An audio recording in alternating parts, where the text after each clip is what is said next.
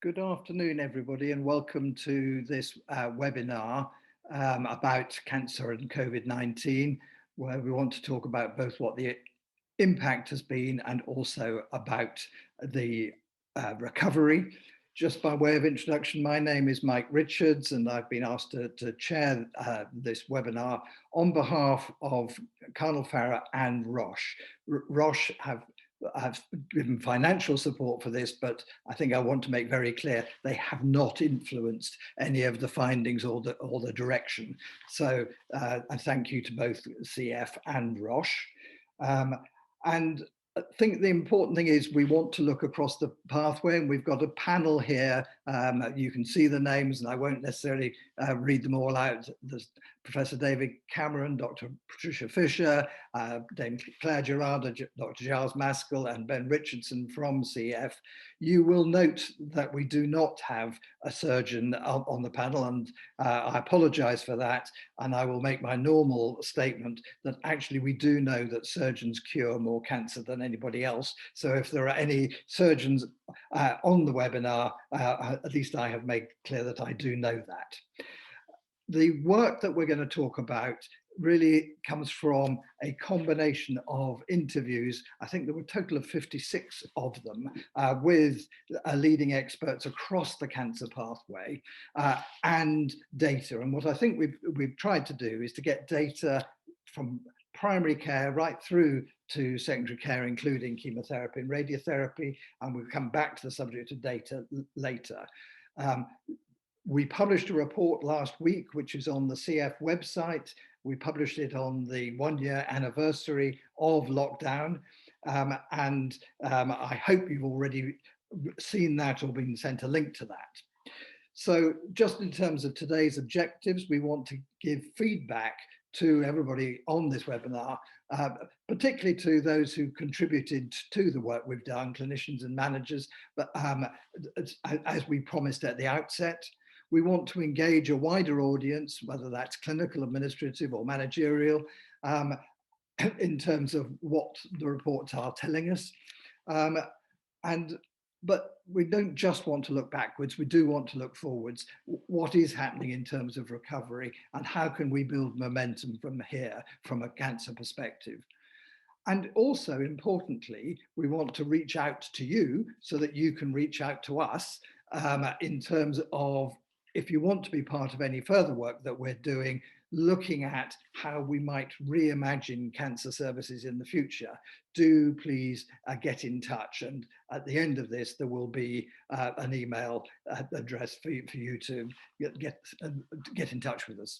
So without more ado, I think that is what we're trying to do. And I'm going to hand over to Ben Richardson from CF to kick us off. Ben, over to you.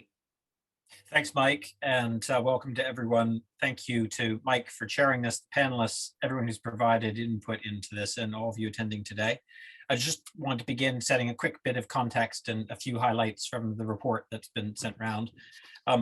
It's obvious now that there's really been a severe impact on cancer from COVID across the whole pathway. And this slide is a picture of where we stood at the end of the first wave, which was, broadly speaking, about, screenings more or less stopped and about a third down in referrals and presentations. If we look at the diagnosis stage, significant delays, particularly acute in endoscopy, and significant drops in therapy. Partly that just the number of people coming through the system dropped significantly, and about a third, 30% of cancer clinical trials disrupted. We've also independently estimated that there's been approximately 4,000 deaths that wouldn't have happened due to the unfortunate delay in pathway and presentation, and hence presenting at later stage and having a very negative impact. So that's where we stood at the end of the first wave. Go to the next slide. What we've seen is we've continued to monitor what's happening with the latest data available, and look at what's happened as we've experienced the second wave. The chart on your left shows activity in terms of first cancer treatment referred from screening. And you can see what a severe dip it took.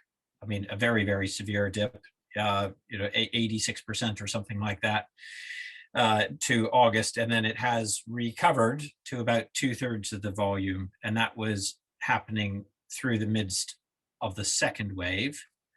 On the right-hand side, you see a different view. This is 2-week referrals, tumor agnostic, just plotting where they were and showing where the pre-pandemic baseline was. Again, you see very severe drop and then coming back up. So by autumn, beginning to touch back to where we're. That's really severe dip is Christmas. So that is a single bullet point, data point, that's Christmas, but you can see just after Christmas, second wave lower. But the really positive news in that was much less impact on the NHS as a result of the second wave than in the first. And then the next thing to say, if we go to the next slide, is we've looked at how this has played out across different tumor types. And this chart is showing that 2-week referral rate data relative to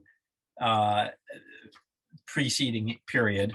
And again, you see the huge dip overall across the board. What you notice is some, like lung cancer, have remained significantly below historic. Others, breast looks like it's recovered and gone above historic. The rest have more or less come back up to where they were, leaving that big area of missed patients as sort of the integral value under the curve, if you will, for the mathematically inclined, as a big bolus of patients who have not recovered. So that is a quantitative view of what we can say from the latest data of what's happened. And I think, do I have another page or am I going over to Claire? One more thing. Yes, sorry. We've got today, just in terms of what we're going to talk about, 4 topics. We're going to look at this from primary care, look at from diagnostics, from secondary care, and then reflect on data and research. And broadly, the questions in each of these are, what was the impact of COVID? What innovations took place? Where are we today? And what is our outlook towards recovery and beyond? So that's a very quick context setting. I'm going to pass now to Claire Gerarda, who's going to talk about primary care. And then we're going to follow the rest of those sort of in order. That's what's coming, just to help you navigate. And thank you, Ben, and thank you, Roche, for allowing me to be part of this fascinating working group. Can I have the first slide, please? So I'm going to show 4 slides just to give a flavour of what's been happening in primary care, and they very much mirror the slides you've just seen from Ben. So what we see here is in essence, it reflects the dip in these. This is GP consultations over this period, and what you can see here is a dip during the peak of the first wave, and another dip, but far less of a dip, at the peak of the second wave. And it may well be that clearly the second wave public behaviour was already attuned to the fact that they should attend. They weren't, if you like, as discouraged from attending as maybe during the first wave, when we were sort of really hammering home the sort of protect the NHS, which really translated into so keep away if you're ill, which clearly changed as the second wave came. What we also see from this slide is that we've never really recovered to the full pre-pandemic levels of consultations. And if you take the line that you see, the blue line, we're about 10% less on the 2019 levels. But I give you this with a pinch of salt, because these figures do not include the vaccination appointments that primary care is currently giving, which is around 7 million appointments a week. So if we actually take the full figures, we're actually delivering now at about 1 million appointments per week more than we did pre-pandemic. And those figures came from last week's NHS board paper, which, just to translate, have shown a 15% increase in the number of consultations delivered through primary care compared to the same time last pre-pandemic. Can I have the second slide, please? Let me just explain this slide. What this slide shows is clearly the same day, 1 day and 2 day appointments. And you can see that general practice is able to deliver if you like, urgent and immediate care, and that has actually improved. But though the appointments that people might want to make in advance, I want to make an appointment in 2 weeks' time, have dropped. Now, many reasons for that. We only have to look at our own diaries to see that we're finally advanced access, the Tony Blair idea for about 20 years ago, where you just book on the day or the next day, is happening with our own lives. So we're empty in 2 to 3 weeks' time, but we're absolutely full for the next 2 weeks. But it also has a paradoxical impact on those, if you like, the slow burn cancers, where people may want to make an appointment in the future, and way in the future, because they may want to bring somebody with them. They may want to actually try and organize their lives a little bit different. And it may be that what we're actually picking up is that the immediate, I've got a temperature today, is taking precedent over, actually, I've been losing weight, I've got this cough that hasn't disappeared. So I think we need to see that this slide both as a benefit, but also may well be a worrying indication of what's going on with the primary care appointments that we're offering to patients. Can I have the next slide, please?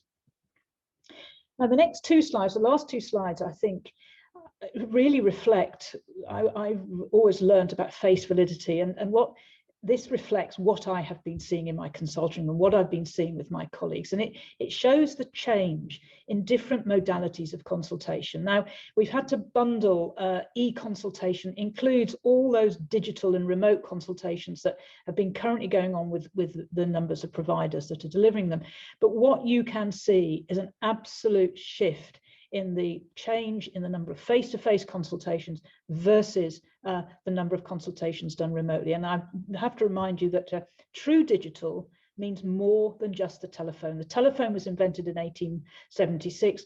Delivering telephone, and I would also argue video consultations, is just another way of delivering face-to-face consultations. What we actually have to do, and it's the next slide, is to deliver, if you like, digital triage. In other words, next slide, please, is to deliver the patient into the right place with the right time and the right clinician with the right sense of urgency. And I have a conflict of interest on this next slide, because this is the organization that I set up with my colleagues around, called eConsult. But I just want to show, this will be mirrored with other digital providers. So this is true digital. This isn't a telephone or video.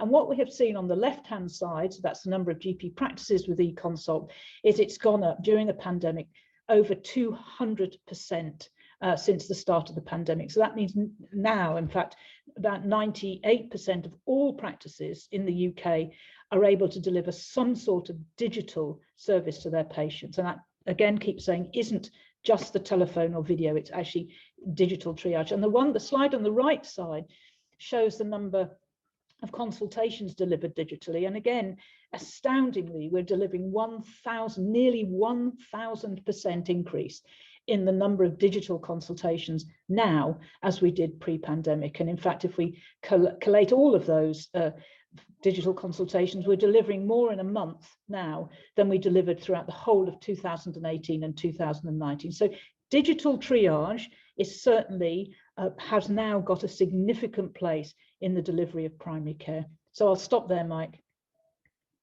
Claire, thank you very much indeed.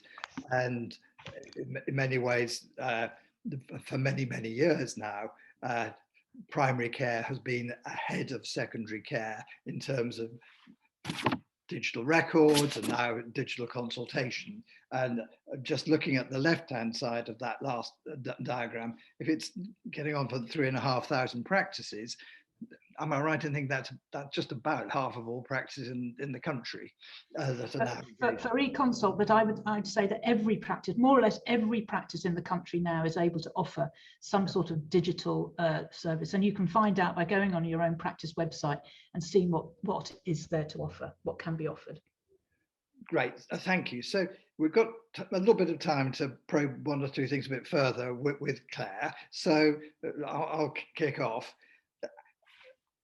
The numbers speak for themselves in terms of digital transformation, but how do you feel that that's really changed primary care access, in particular in terms of cancer or the diagnostic pathway? Well, I mean, it's transformed it. I mean, we talk about paradigm shift. This really is a paradigm shift, and have to put this into context. For the last 10 years, we've been trying to persuade our colleagues predominantly, but also patients, to use digital first. And it's mainly our colleagues that have been slightly reluctant, not patients. I think patients and the public embrace this. So, and the start of the pandemic, we had to move most of our consultations across the country onto an online platform. So it has transformed. And we're learning, Mike, we're learning how to pick up red flags. I mean, our service eConsult has got a lot of red flags embedded into it, but we're also learning how to pick up the nuances of maybe frequent attendees where the consultation doesn't quite fit in terms of what you'd expect. eConsult is linked to the GP record, which is why it's got a big advantage. So we can actually go back to the record and see whether symptoms have been repeated. I would predict going forward that we will actually end up with around about 60% of all consultations starting online, not necessarily finishing online, but starting online. And I would imagine of those that are starting online, around 60 to 70% will be completed online. And that will free up much more time to spend with patients who need longer, maybe have more complex problems, or who want to see a doctor or a nurse or a pharmacist face to face. There may be some people who say, well, is this really the end of the patient-family doctor relationship? What's your view on that, having had experience?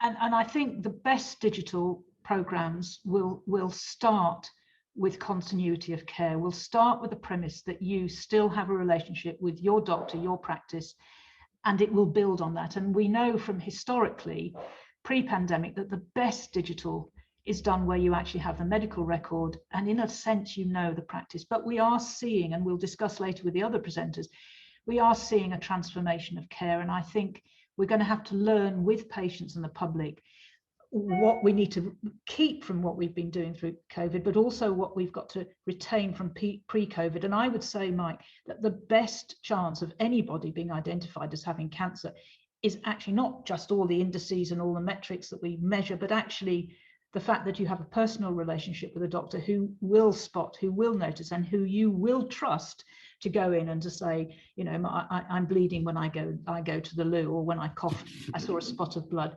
That's the most important. So going forward, we have to find a way of ensuring that we deliver personalized care with digital embedded. Thanks. I should have said to all the participants that if you've got questions you would like me to raise with any of the panelists, can you put them in the chat box, which you should have, and we will try and and James is just to put one up. I'll be very brief there, very brief. We're now trying to use AI, of course, to try and identify recurrent symptoms, red flags that may well predict or give us a stronger indication that somebody's presentation may be due to cancer. So yes, this is the next iterative step of putting in AI, not at the front end. The front end has to be, well, we feel has to be a human being, but at the back end, so we can start analysing the records, analysing e-consults, and that is currently going on. And I have to say, it's not just our product, e-consults, it's other products as well. So I want to be quite fair there. Thanks, Claire. And I think we might come back with David Cameron when he speaks later to this whole question of primary care data, which I think probably is one of the areas that is moving on with large data sets, able to look at a whole lot of symptoms and what happened around the time of the pandemic. So thanks, James, for that question. Back to me, Claire, asking you questions. I suppose that, you know, the concerns about, well, what about those who don't have access to digital of any sort, and the equality of access. We know from COVID that, well, first of all, the elderly have been particularly affected. BAME groups have been particularly affected.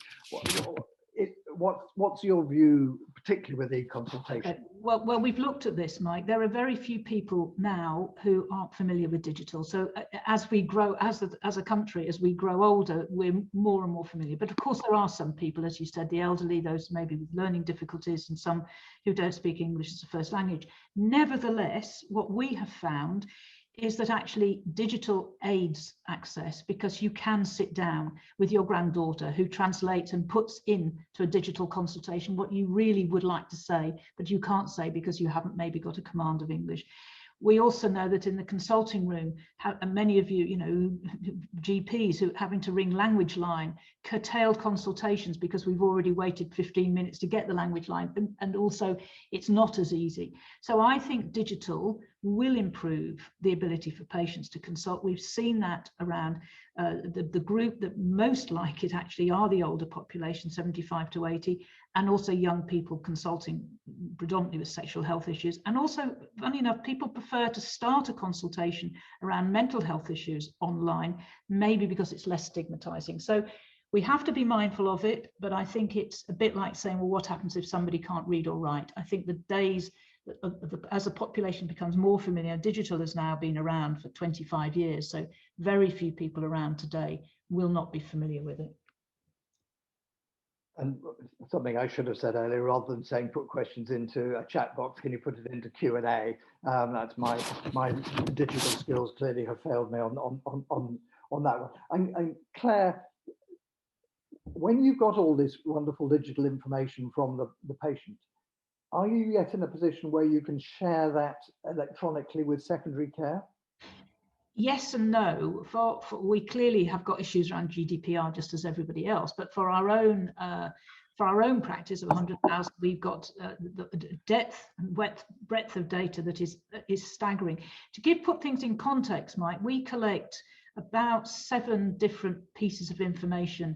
70 different pieces of information. So every month we're collecting 70 million bits of information around our patients. And these are, so we predicted way back when that flu had finished in November because we were actually picking up this data. So we can share the data with secondary care, and we would be delighted to share the data with secondary care. And we have to find ways of doing this. But I really meant on an individual patient basis, so that when you've got the information from a patient, you've added to that with whatever consultation you have, getting it so that you don't have to repeat the work of sending it separately. Oh, of course we can do that, and you can do the whole. So we can do a whole process of from registration to treatment digitally. So you can do the whole thing now, as long as within that pathway the person really doesn't need to be seen face to face, maybe for a physical examination it can't. So the whole system now, the whole pathway can be done digitally, and that includes digital prescriptions, digital referral for investigations, digital advice to consultants, digital follow-up.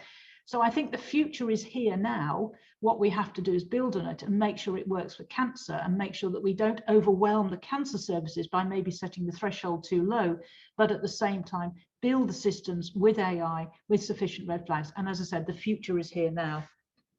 Thanks. One more question that's come in about the role of pharmacists in supporting recovery efforts. They've been seeing and treating patients throughout the pandemic, and are often the first place that patients go for symptom relief. Well, when I say primary care, I mean pharmacists. Pharmacists have an unbelievably important role. Many of you, if you walk down your high streets, even in the peak of the pandemic, the pharmacist was there, seeing patients queuing up outside, having a really powerful role, not just in the digital transformation, but in the face-to-face. And increasingly our product, for example, eTriage, will triage people to the pharmacist, so they are part of the system, Mike. Great. Well, I think at that point, I'm going to let you off the hook, Claire, but going to go over to the participants, because we have a polling function and we have a question for you. The question should be coming up there. Digital triage should become a first step in the optimal patient pathway to facilitate the first inpatient consultation. And as you will all see, you have 5 choices there, everything from strongly agree through to strongly disagree. And you've got about 30 seconds to vote on this. So do please vote right now. Think that we've reached it. Oh, there we go. So Claire, you may be quite pleased with this, that the strongly agrees and the agrees combined are over 90%. Well, it absolutely, and it has to be the way forward, Mike. I think we might end up with changing them triage, which sort of implies that we're pushing. I think it's a sort of sorting space, a sorting room, but absolutely, and we know that from banking, we know that from all sorts, that if we put a safe digital front end, it means we can have longer when we need it face to face. Thank you so much, Mike. Well, Claire, thank you. That's fantastic. So we're going to now move on through the pathway, and next up is Giles Maskell, who's going to give us a view about diagnostics through the pandemic. Giles, over to you. Thanks very much indeed, Mike, and thanks again to the organisers for involving me in this fascinating work. I've got two slides I'm going to show. The first of which is allows me to give a little narrative of what happened during the course of the pandemic with regard to diagnostics, and the second is an attempt to sort of capture a little bit about where are we now. I am a radiologist. I'm not an endoscopist these days, but I have a little bit of knowledge of endoscopy services and have taken soundings from gastroenterology colleagues. So I hope that what I say about endoscopy won't offend anybody. This is a snapshot of what happened to CT, MRI and colonoscopy from the start of the pandemic through to the back end of last year. And what you'll see is quite a big difference in what happened with the different diagnostic tests. And to explain that, about 40% of CT in the normal course of events is done on an unplanned basis. So it's performed for trauma, for stroke, for patients with chest pain or abdominal pain, other acute presentations. So that work, although it dipped slightly, has broadly speaking continued through the pandemic because people have carried on falling off ladders and so on. And similarly, that actually recovered pretty quickly. That's the blue line there, recovering pretty quickly. At the other end of the scale, as you'll see, colonoscopy dropped almost to nothing. In fact, endoscopy activity altogether dropped to only 5% of pre-pandemic levels at the very lowest point, and took many weeks to recover. I think there were two main factors there. Some of this was patient reluctance. There was no doubt that patients were willing to wait a bit longer. That very little colonoscopy is carried out on an truly emergency basis. So most patients, if offered the choice of waiting a bit longer before somebody sticks a big tube in your bottom, they say, well, yes, I probably can wait a little bit longer for that. And that's what happened. And also at the same time, there was a fair degree of staff concern that the debate raged for several months as to whether colonoscopy was or was not an aerosol generating procedure, whether the room needed to be left fallow for half an hour between each case to allow particles to settle. And these kind of measures, which were hotly debated over the weeks of the spring and early summer last year, and eventually were resolved. And so recovery was rather slower with colonoscopy, and as you'll see, is still not up to pre-pandemic levels. MRI is somewhere in between. Again, the patient cohort undergoing MRI tend to be not as acute as the CT cohort, not as many patients with emergency problems. And part of the reason for the delay in recovery of MRI services, I think, is not just related to social distancing and infection prevention measures, but actually the fact that services which were already stretched were having to redeploy staff from MRI services to staff their CT services. Because a point which I probably should have started with is to say that we do have a crisis in diagnostic services, and it's not caused by COVID. The crisis we have has been brewing for many years, and it's due to a failure to keep up with the relentless increases in demand for diagnostic tests, which we've seen across the board over the last 15, 20 years. For example, CT and MRI have increased year on year by 6, 8, 10% on occasions every year for the last 20 years. And we simply haven't kept pace with that. So when we talk about returning to pre-pandemic levels, of course, that's a rather false baseline, because you would hope that, that we'd actually be 10% further on now than we were. So I'll just mention that in passing, and perhaps then move on to the second slide, which is a snapshot of one aspect of where we are now, which is the waiting list. Again, to say a little bit about colonoscopy, which is the standout figure on this graph, 52% more patients on the waiting list. It looks awful. There are some grounds for, if not optimism, at least light at the end of the tunnel on colonoscopy. We are, prior to the pandemic and continuing through it, we're in a phase in which endoscopy is transitioning from a service largely provided by doctors to a service largely provided by nurses. And that there is a well-established training program to teach non-doctors to perform endoscopy to a very high standard. And this has continued and will continue for the future. So the pool of people undertaking endoscopic procedures is increasing all the time. So that's one ray of light, if you like. The second one is the introduction of fecal immunochemical testing, which is FIT testing, as it's known, which is a way of determining that some patients who have absolutely no sign of blood within their stools actually probably don't need a colonoscopy. And there is the work so far seems to suggest that it's safe to actually not do colonoscopy on people who really don't have any sign of blood in the stools. So that's, although the evaluation continues of that, it does look as though that will slightly reduce the demand. And the third reason to be a little bit more optimistic about the future in colonoscopy is new guidance which came out last year on the surveillance of people who've had previous cancers and polyps removed in the colon. The 2002 guidance, which preceded it, committed an awful lot of people to having further colonoscopies at 1 year, 3 years, 3 years, 5 years, and so on, whereas the new guidance cuts that considerably and in fact probably reduces surveillance colonoscopy by about 50% in some people's estimates. So those are sort of reasons to be moderately or a little bit less pessimistic than it perhaps looks from the graph on there. To say briefly about CT and MRI, as you see, waiting lists dropped dramatically in the early months of the pandemic.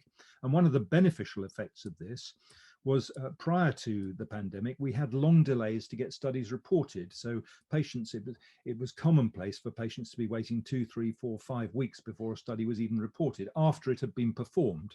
And this wasn't terribly well counted prior to the pandemic. And that's one of the reasons why you'll see that big dip in waiting list. Reporting backlogs disappeared almost completely. And what that's done is it's allowed services to sort of recalibrate themselves a little bit. You may know that radiology reporting is heavily dependent on outsourcing. Every single trust in the country outsources some of its radiology reporting. And the NHS was spending about 120 million in the year before the pandemic on outsourced reporting services. But what was quite commonly happening was that the study was left to wait for 2 or 3 weeks before it was outsourced. So you're just building in a delay there.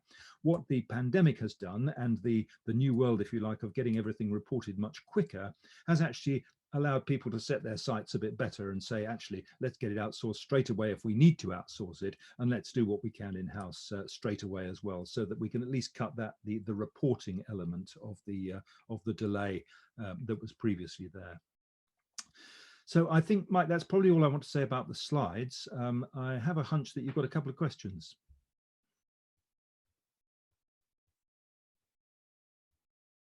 I'll think some up for you, Giles, of course. Thank you very much for that. And let me congratulate you on speaking eloquently both on endoscopy and on imaging. And I do think that one of the things that really has moved forward as a result of the pandemic is the introduction of FIT testing.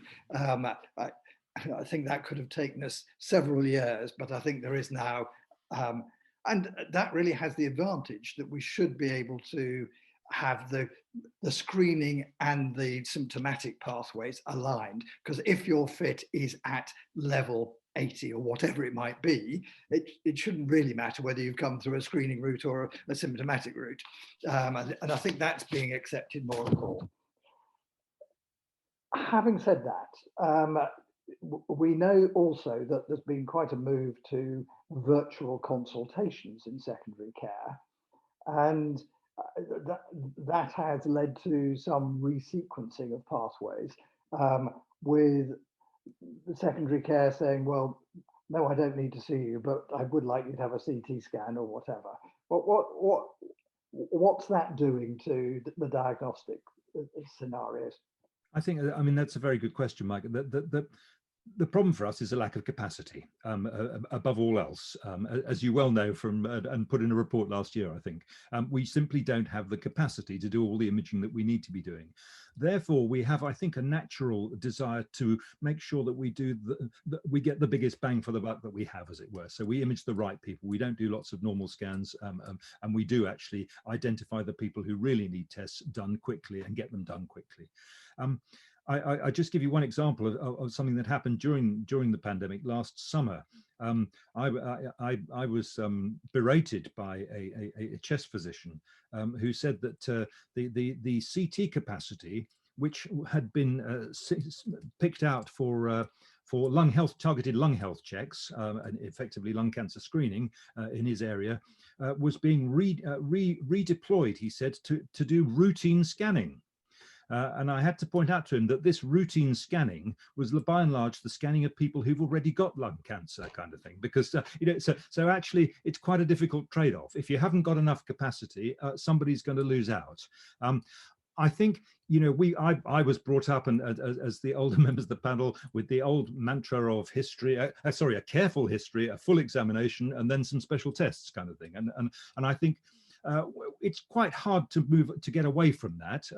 But I think actually we do have to swallow that pill and say there are times now when there are indications for tests which are not based on a history and examination, and FIT testing might be a good example.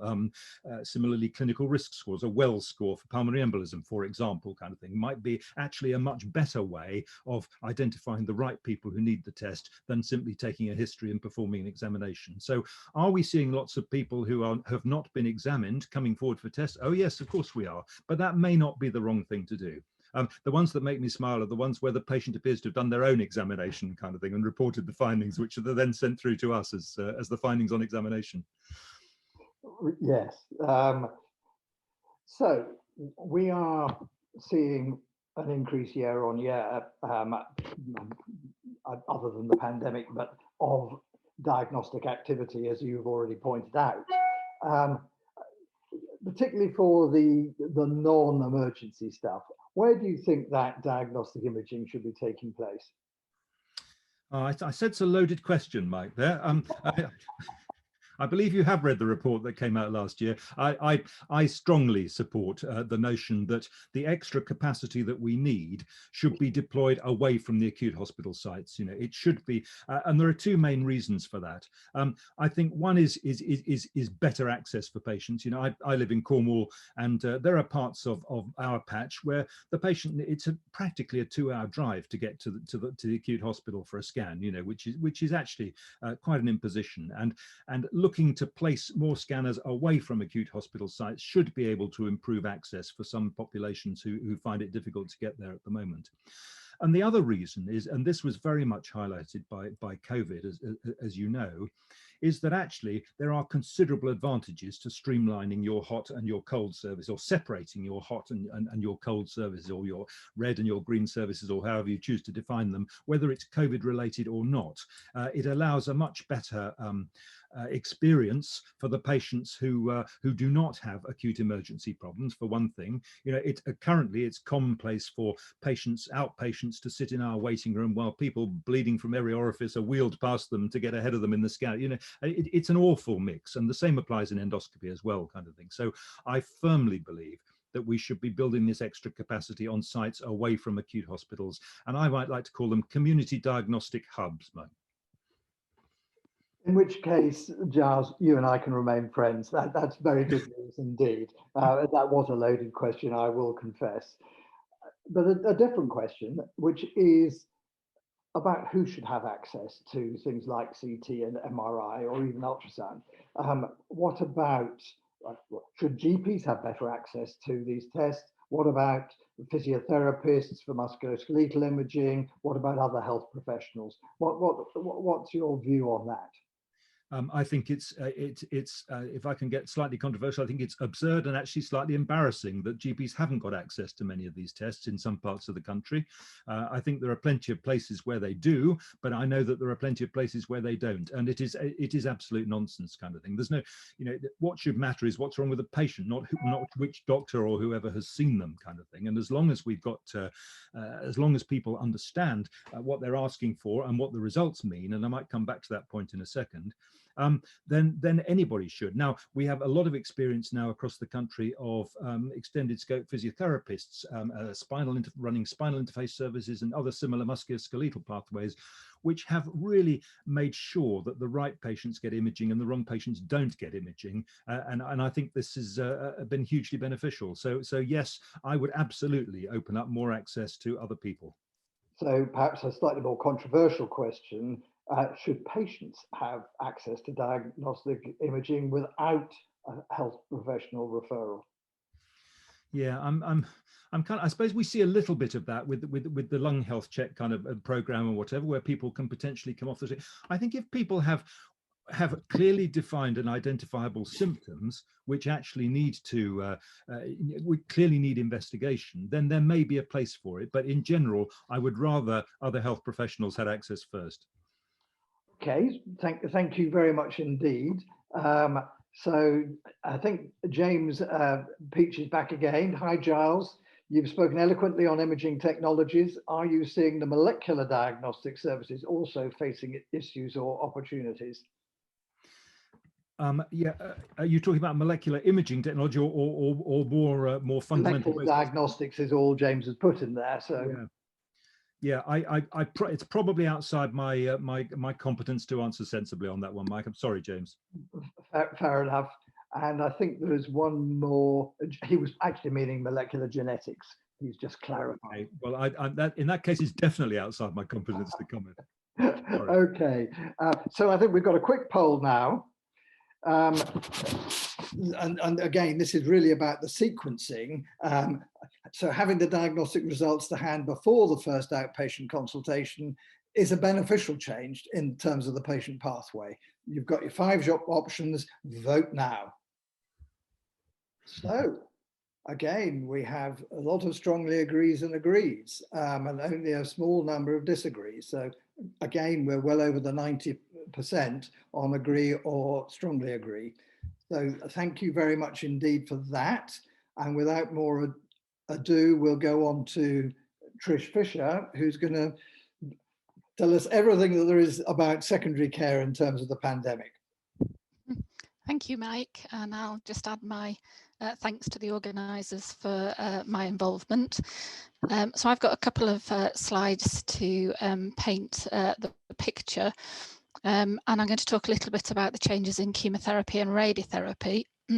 But I'm just going to put that in context by reminding everyone that in March of last year, we had essentially no data about how safe it was to continue oncology treatments in the pandemic, other than a very small and scary snapshot of what was happening in China.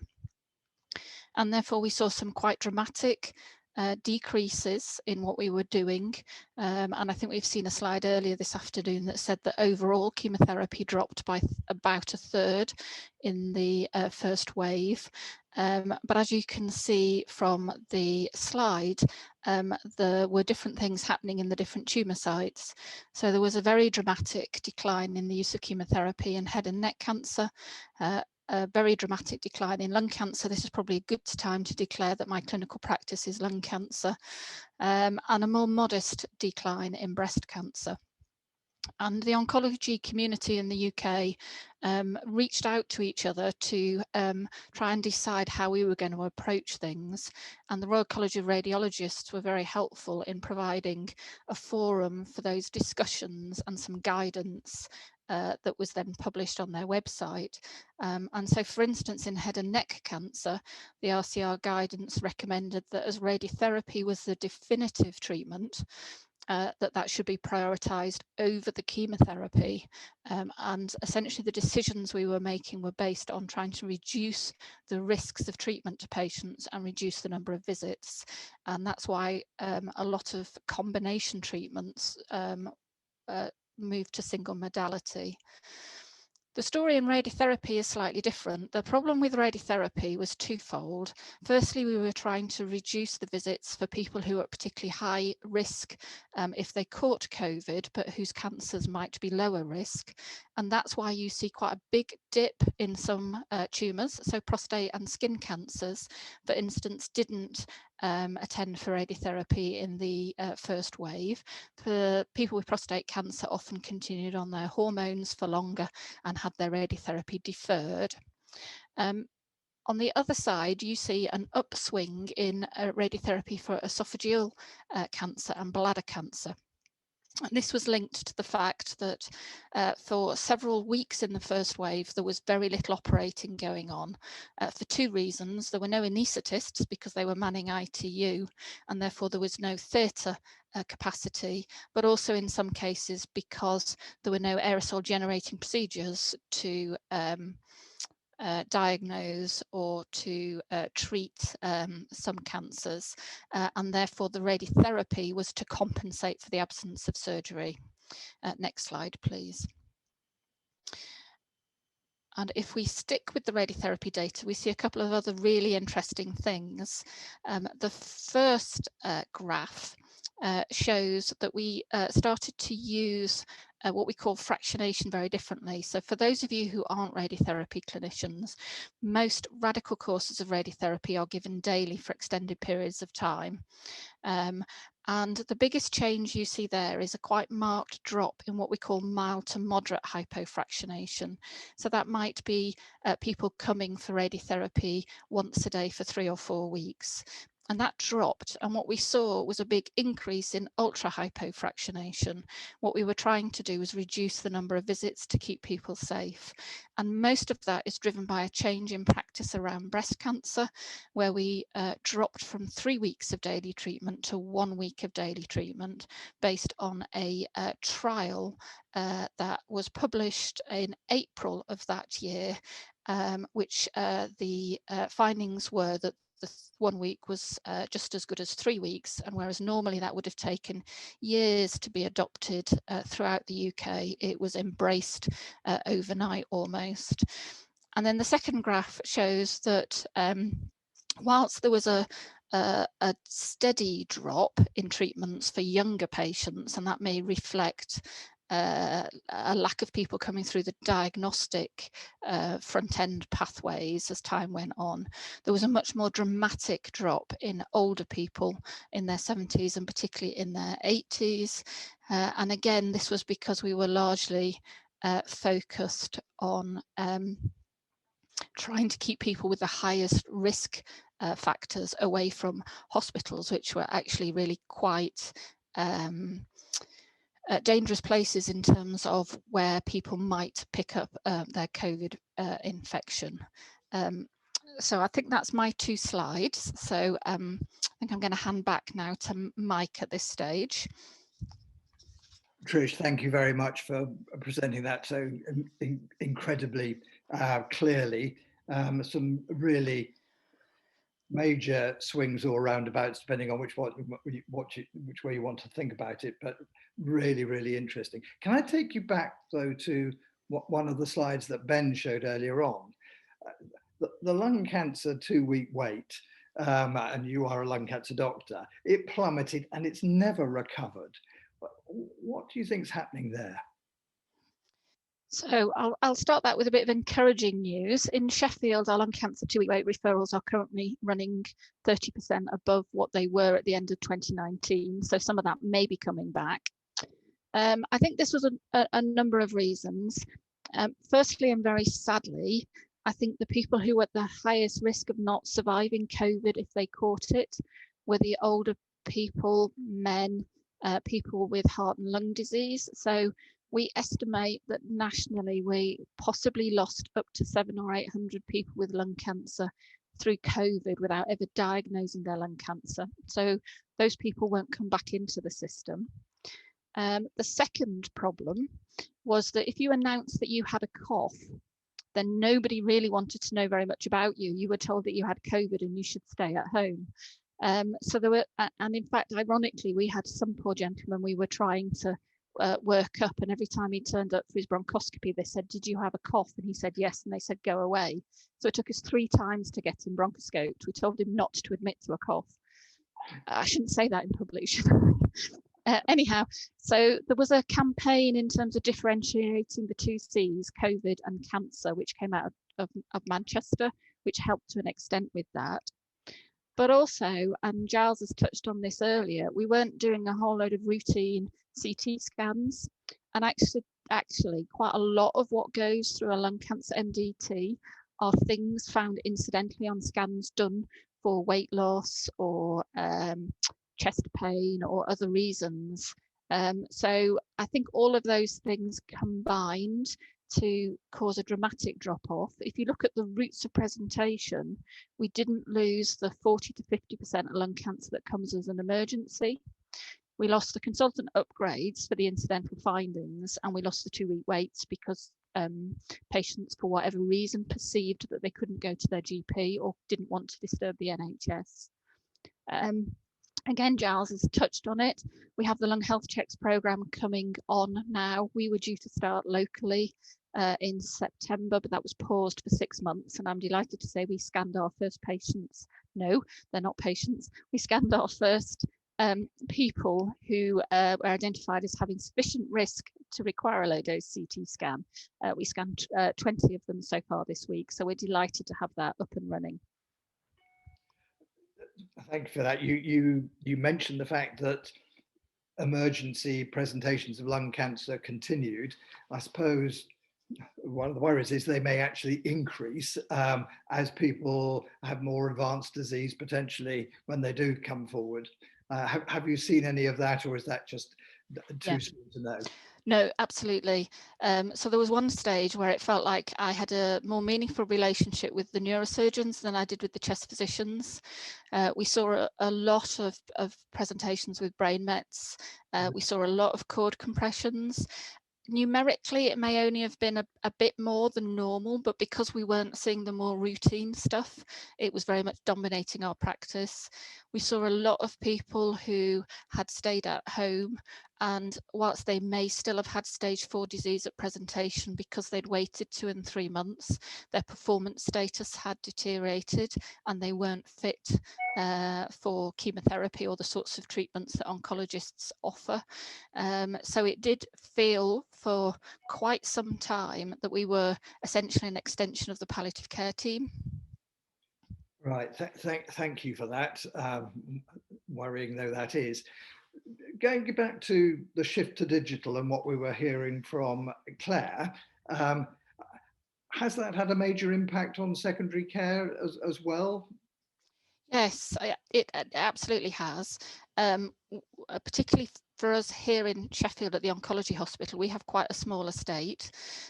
So we very much shifted to doing as much as possible non-face-to-face.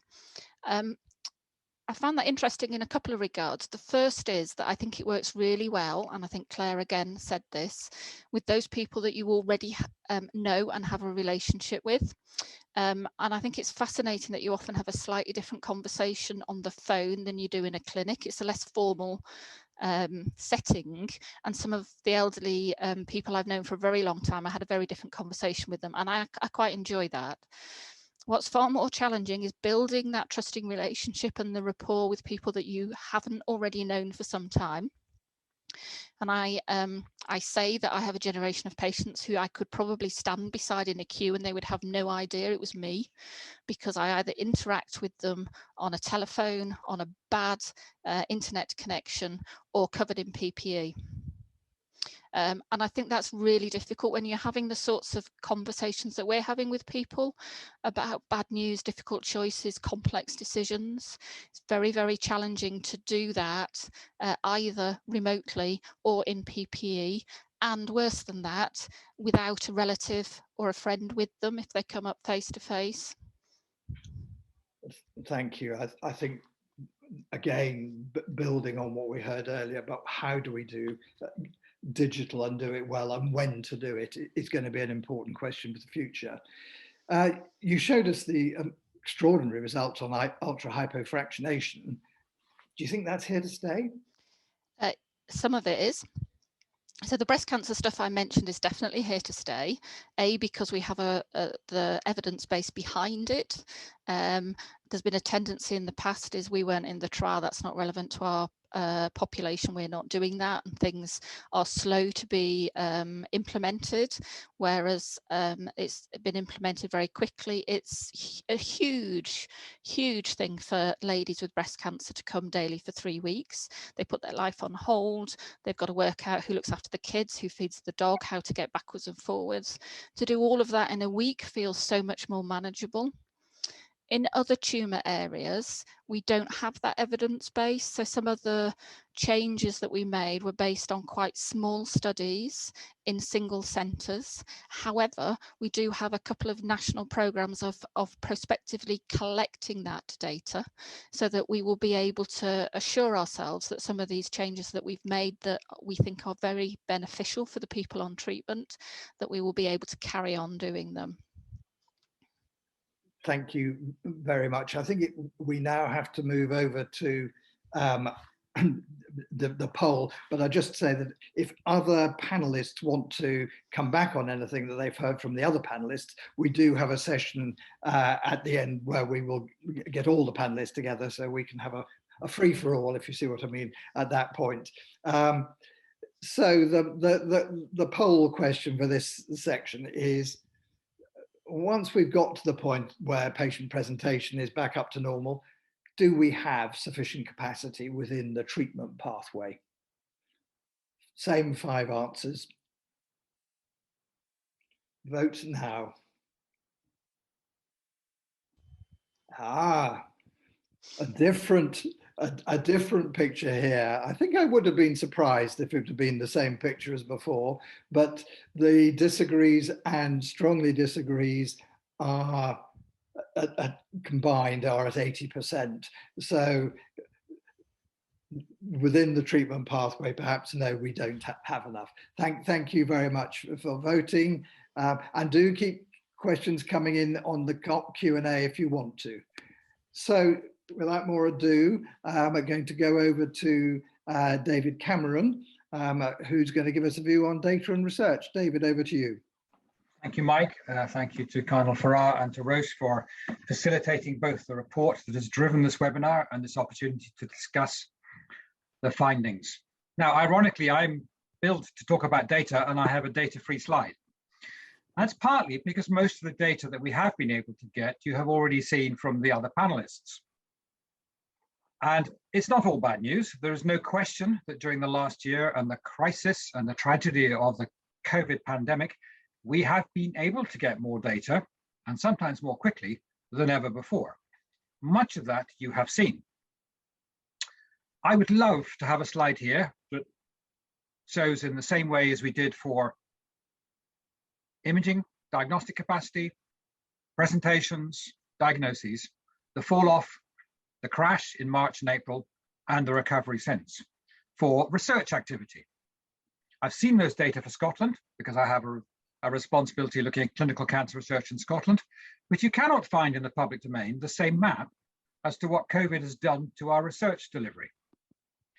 But it crashed and has not, to the best of my knowledge, fully recovered in the way that some of our service delivery has done. And that's really important, because there's no doubt that embedding clinical research in our cancer pathways, from screening right through the whole journey, improves patient outcomes. And we almost stopped doing research. We have been reopening it, and the reasons for that fall off are multitude. Some of it was the fear that others have talked about already today, that the only data we had on treating cancer patients during a COVID pandemic came from China, where the fatality rate was considerably higher. I think the evidence suggests that isn't the case during the last year in most of the Western world. But other parts of the world continued to enroll patients into cancer trials, often curative cancer trials, much better than we did in the UK. Some of that is a shift of resource. We don't have enough capacity. So when you have a crisis happening in intensive care and acute medicine, resources and staff were shifted from supporting cancer trials, whether it was the imagers, whether it was the pathologists, or whether it was the clinicians and research nurse data manager team, doesn't matter. There was a shift to deal with the crisis. We didn't have capacity and depth to maintain trial activity. But we also had a fear. Many research sponsors, both commercial and academic, suspended trials. Yet, the good news is the interest in doing clinical research across the UK cancer services is unchanged. We are seeing as many approaches to do trials.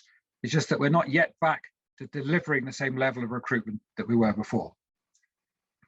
You've also seen data on screening fall off and pick up, the primary care activity, and in fact, overactivity, partly as a result of COVID, that Claire was talking about.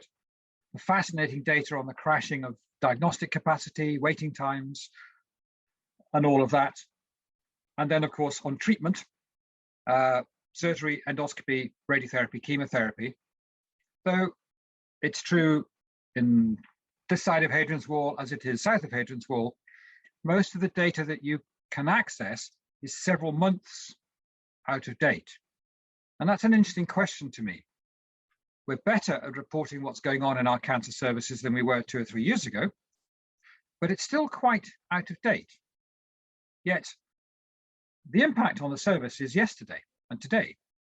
So there's a lag time, which means that we're always looking at what has happened rather than necessarily what is actually happening right now today in our services. We've also seen a fantastic revolution in the speed with which COVID trials could be opened and COVID data can be collated, assembled, and reported. And I think many of us hope that the lessons learned in response to that tragedy and crisis can be taken out of just the COVID world and more back into our relatively routine, although many cancer interventions are not what you'd call routine, they're fairly urgent, but nevertheless the more routine part of the NHS that is dealing with cancer care. Can we take those lessons learned about the massive increase in access to COVID data and transfer that to all the other data sets that sit inside a number of places across the NHS, but putting them together to could give us a much better readout on what we're doing today, where the challenges lie. You can ask questions about why our research activity shut down, and we may want to go on to that, but I've painted a few pictures. We could also ask the broader question about why is it that we keep our data so under wraps? What is the fear about exposing the data? And I can't help but think that the cancer service from beginning to end and the patient traveling through that complicated pathway, and a pathway that has undergone some changes, some of which I hope will be here to stay, would benefit from faster access to seeing the intelligence of what is actually happening under our noses to be able to help us plan what we do in the next little while, rather than always having to act on data that has become not old and irrelevant, but mature and may have wisdom in it, but not necessarily something that we can act on immediately. In that space comes the challenge of quality versus speed. And I think that's an interesting debate, which we can't necessarily get into today. But we do need to bear in mind that the more quickly you see data, perhaps the less precise it is. And let me use one example. It's always nice to show when Scotland does better than England, apart from just on the rugby field in the Six Nations this year.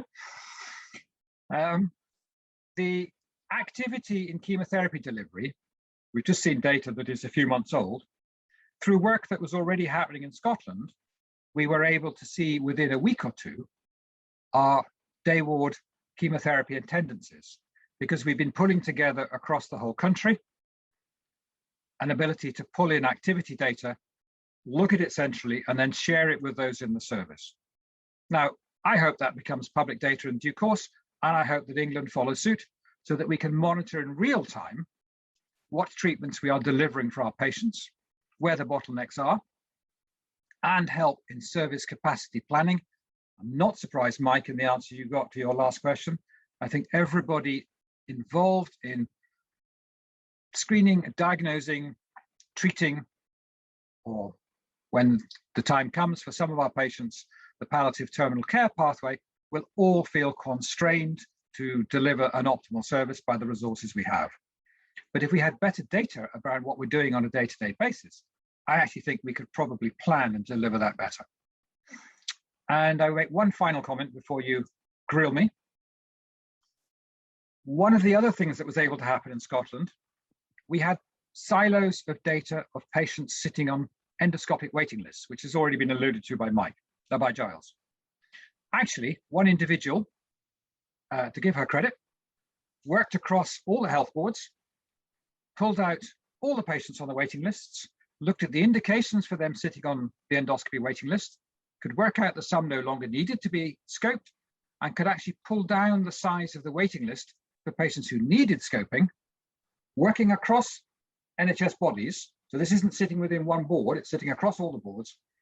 And we could actually understand the true needed waiting list was less, and then you could coordinate between boards to actually go about solving that waiting list, accepting, of course, that the throughput of patients through endoscopy processes is slower than it was, but nevertheless, that coordination and sharing of data could actually benefit the delivery of a diagnostic process in the whole country. Let's see what else we can do to share data in that way and share access to services. David, thank you very much indeed. Some really interesting and insightful points there. The question to me is, okay, I think everybody acknowledges that the UK has done very well in terms of COVID research, dexamethasone, tocilizumab, you name it, and the REACT studies and the this studies and the that studies, you know, phenomenal speed and really important results. Why? What? And we're often accused that cancer gets priority over other things, but in this case, cancer seems to take the back seat, and you know, we haven't been able to continue the research. Why do you think that is? So, if we look at the report that recently came out that Cancer Research UK commissioned, which some of you may have already seen, there's no question there is a commitment in various places to do research in cancer and other diseases within the NHS. You know, we have an NIHR and equivalent bodies in the 3 devolved nations. There's no question there is the high level commitment. I think the problem is on the ground, and the problem is twofold. One is people are busy. It takes more time to do research. And the second reason is the process of doing research is tortuous. Now, a lot of that has been improved over the years since, you know, we started doing clinical trials. But the idea that a study, and I forget the name, I think it was probably the REACT study from Oxford, but apparently it took 9 days from designing the study to opening it. It usually takes 9 months. And I think what we saw was the realization that COVID was a huge crisis, a tragic crisis. But more people die of cancer every year than die of COVID. Why is that? And why are other clinical conditions not seen with the urgency with which they mean to the patients and their carers? Can we not sort out what we managed to do safely with rolling out fast, good quality COVID research and apply that to all other areas of medical research? And cancer is one of the areas where that needs to happen. I think there are lessons that could be learned, but it's about everybody from the porter to the chief exec seeing research in cancer and other diseases as a core priority in their service.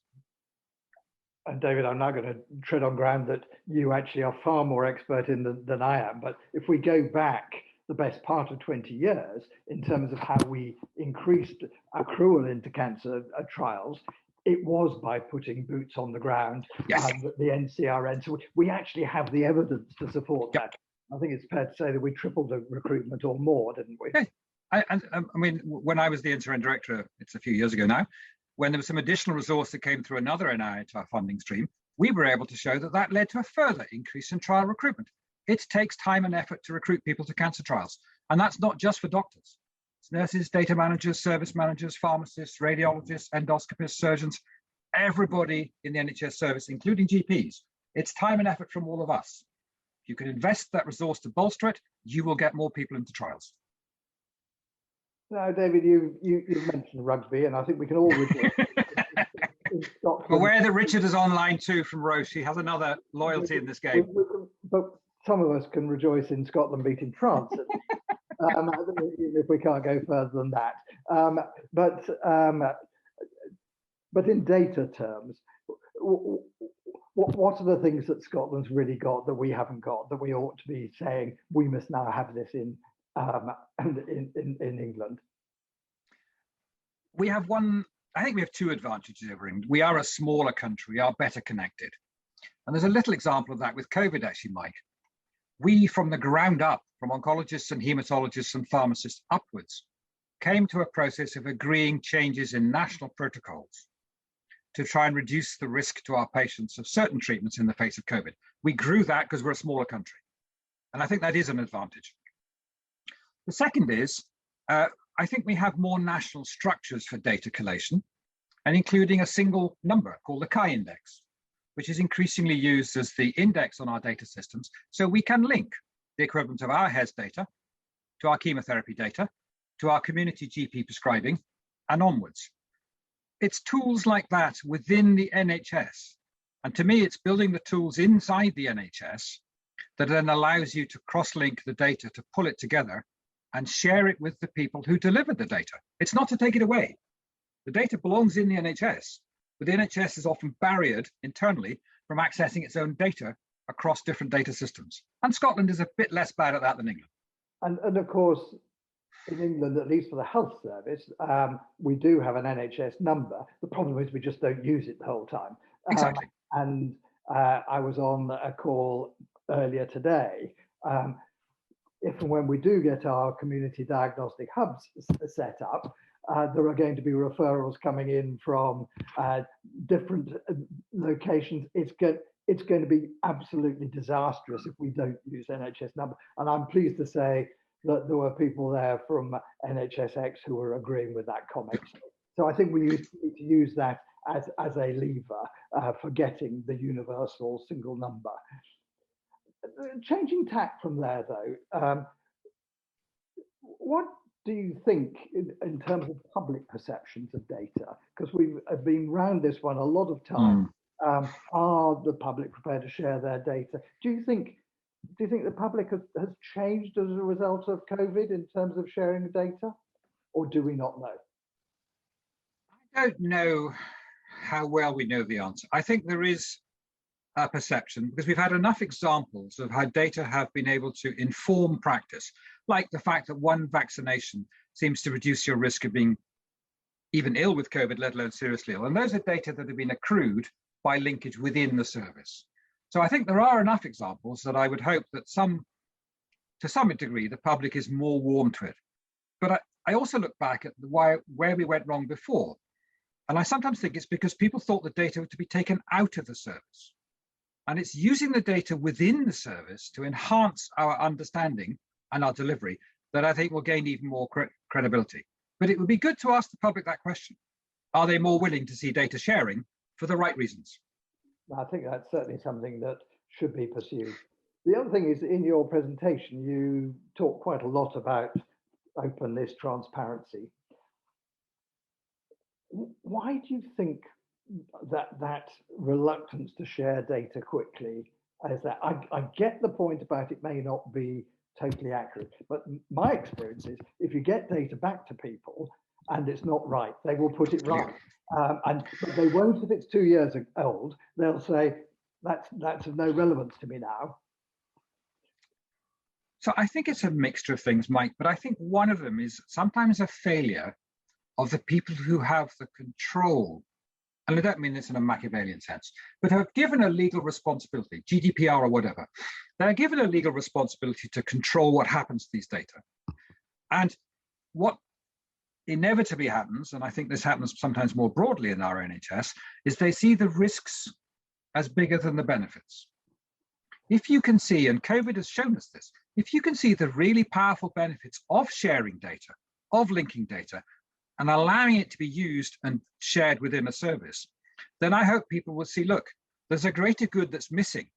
How can I mitigate this risk, which may be real, but actually needs to be seen in the context of greater good? But if you only have part of the data, you can't see the bigger picture that could be delivered. It's my hunch. Yeah, and of course, you know, we have done some really good data linkage in England. And I think the routes to presentation, but you know, we did not know that back, you know, this is 10 years ago, that almost a quarter of all cancer patients were coming through as emergencies. That was a shock when we found it out. But the question is, how can we keep that sort of data up to date? Are we able to see that for what happened during the pandemic? We certainly can't at the moment. So, and it's maybe partly resource, and it may be partly just that reluctance. And I think that's something we've got to tackle. I think at that point, we should let you off the hook a little bit by saying, let's let the rest of the, oh no, I've got to ask a poll question first. The changes that have been made to increase flow of data, should we maintain them and accelerate them? That's the poll. Put the question up for the people, and then they can vote. Oh, look at you! You've got 92% agree with what you wanted there, and the other 8% have agreed. So yeah. This audience is strongly in favour then of maintaining and accelerating it. Okay, on that note, let's let the rest of the panel back in. We've got 10 minutes remaining just to see what we want. And so, Claire, I'll come back to you first, as you were the first to go. One thing you would like to keep from the past year and one thing to change, and I will then ask others okay. Question.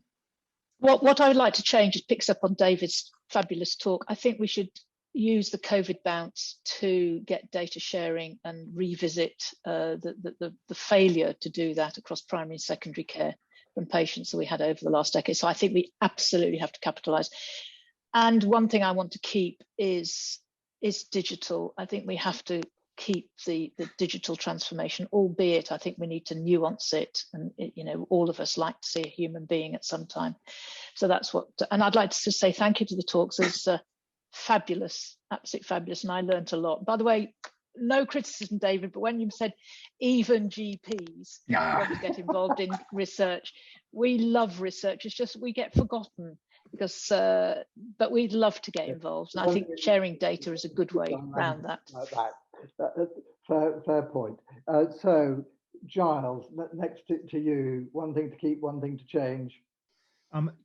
Well, two things that you can regard them as either of this. The split between emergency and elective, if you like, is something that we must build on and keep in the establishment of community diagnostic hubs, as we've mentioned once or twice. That's definitely got to accelerate and be built into the system. The other thing that I would like to, you asked me about patients asking for their own tests.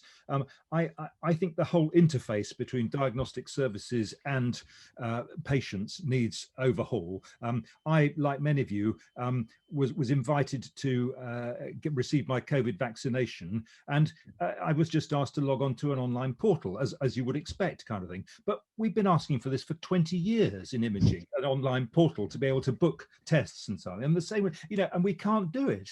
So how can you set it up in a week for a COVID vaccination, but not do it for 20 years for diagnostic tests? So that's my, and actually just the last point on that is as well as the ability to book through a portal, I would like that to be able to deliver better information to the patients about what the tests are, what it means to them, what a positive test means, what a negative test means, how a negative test doesn't mean you haven't got cancer, and so on and so forth.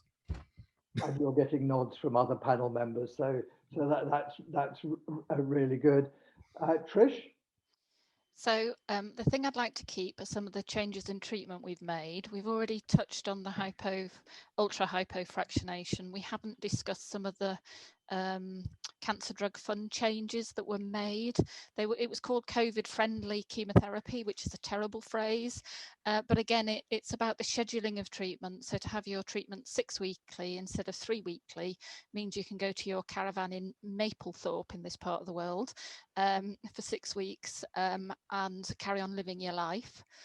The thing I would like to change is the balance between the telephone and video consultation and the face-to-face.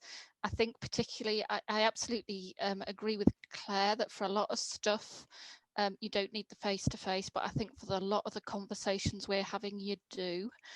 And I think as well as being harder for the patients and their families, it's harder for us, and a lot of us are really struggling with morale around that. And I'm going to cheat and have a 2B to this one.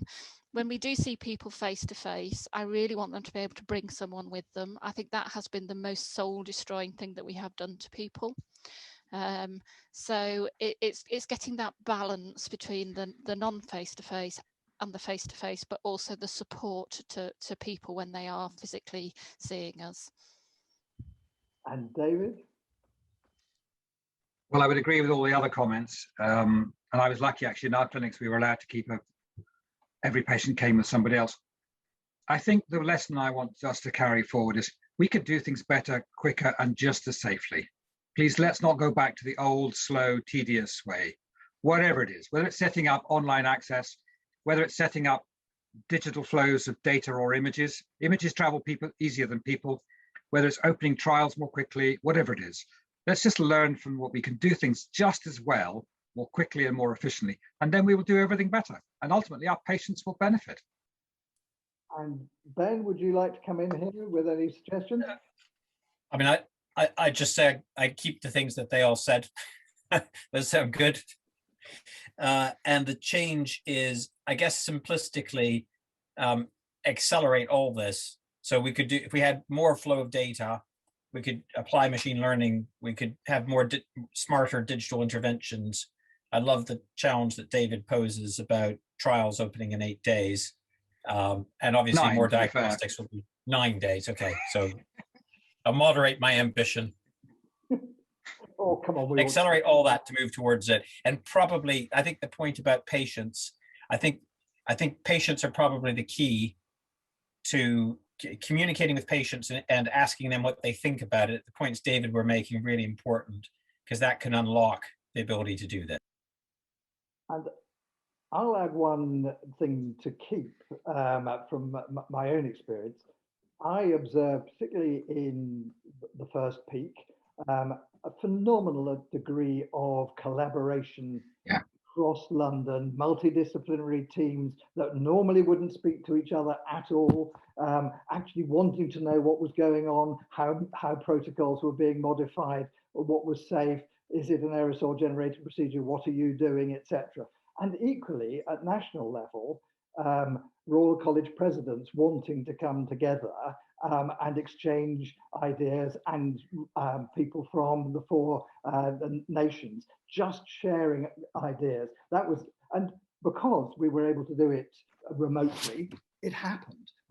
And it would never have happened if we'd had to get people into one location. So that's my keep. And I would agree with everybody else about let's accelerate everything. Can I ask one quick question all round, which is, to a certain extent, during COVID, we saw separation of acute and elective wherever we could, particularly trusts in England that have 2 sites were trying to make one hot, one cold, one red, one green, one whatever. Do we think that should be maintained, or do we think we should go further? Quick yeses and nos. I'll go in reverse order. David? Yes, but to do that, we need to work across NHS legal and structural boundaries. And I make my point that imaging machines can travel, the digital data can then transfer the images. So we can take our diagnostics out to the patients from the acute sector. Trish? Yes, we have 2 sites and I did my damnedest to keep my patients out of the hot site where I possibly could, because unfortunately a lot of them, when they went into that site, unfortunately did have pick up COVID. So, you know, cancer patients are vulnerable. We need to keep them separate. Giles? Yes, but we have to recognise and accept that it's not the most efficient way of using the very scarce staff resource that we have. Providing a service on multiple sites doesn't give us the most efficient use of very scarce staff. Claire? I think you're muted. Think a year later, wouldn't you? I think we need to be, yes, so we need to be splitting access, which can be done digitally, but also have continuity, which I think is your routine care done. So we certainly do that, and I think going forward, that's already happening. We need to continue it. Ben?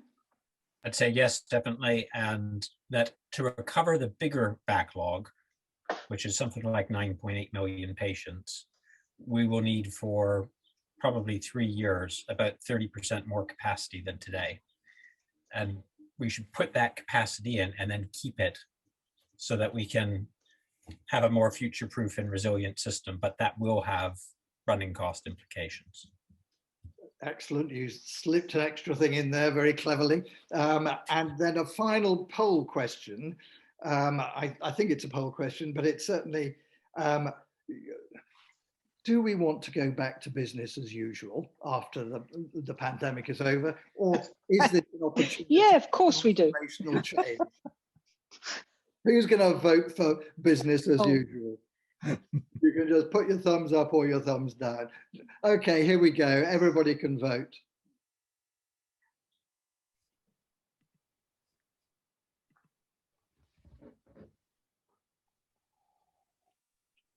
I must go. Yeah. Bye-bye. There we go. Oh, 91%. We'll find out who the other 9% are. Thank you all very much. We're on. Thank you. Thank you, Mike. We've got through a heck of a lot. So there's the address if you want to work with us on what that transformational change might look like. But on that note, we must let you all go. Thank you very much indeed. Thank you, Mike. Bye all. Bye. Thanks for being part of this.